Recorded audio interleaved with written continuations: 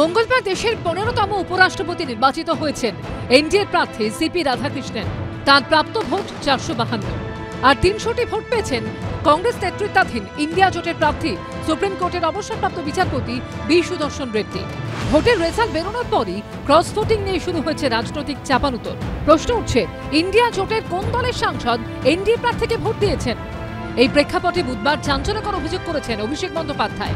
আঙুল তুলেছেন ইন্ডিয়া জোটের শরিক অরবিন্দ কেজরিওয়ালের দলের দিকেই।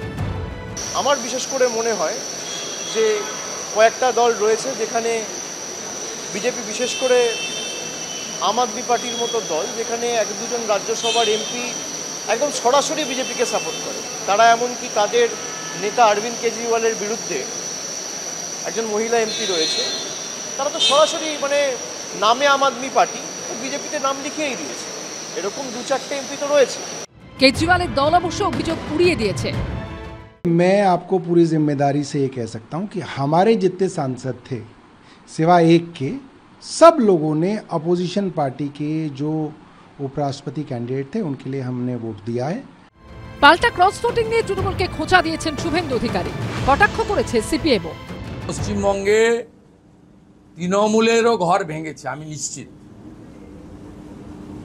আমি এক্ষুনি বলবো না, আমি এর আগে বলেছিলাম দ্রৌপদী মুর্মুর যে ভোট হয়েছিল কলকাতা বিধানসভায় এমপিরা ভোট দিয়েছিল, তাতে 2টো এমপির ভোট বাতিল হয়েছিল, একজন কংগ্রেসের একজন টিএমসি, আর 2টো ভোট আমরা পেয়েছিলাম। তাদের মধ্যে একজন আমাদের কাছে ফিরেও এসছেন, অর্জুন সিং। আরেকটা নাম বলছি না, বিপদে পড়বে।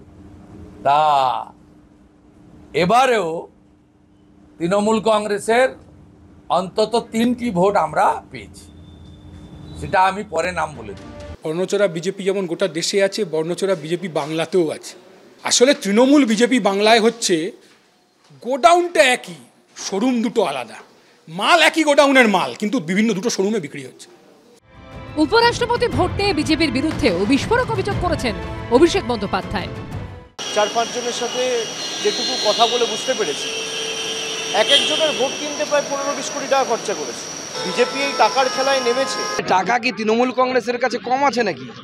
অভিষেক বন্দ্যোপাধ্যায়ের নামে বেনামে যত টাকা আছে, লোকে বলে এত টাকা আছে ওনার নামে, তার হিসেব তো নেই। তার হিসেব রাখতে গেলে পশ্চিমবঙ্গের সমস্ত চার্টার্ড অ্যাকাউন্টেন্টকে লাগবে। সব মিলিয়ে উপরাষ্ট্রপতি ভোটের ফল বেরিয়ে গেলেও তা নিয়ে কাটাছেঁড়া চলছে। হিন্দোল দেব, মনোজ বন্দ্যোপাধ্যায় ও অভিজিৎ চৌধুরী রিপোর্ট, এবিপি আনন্দ।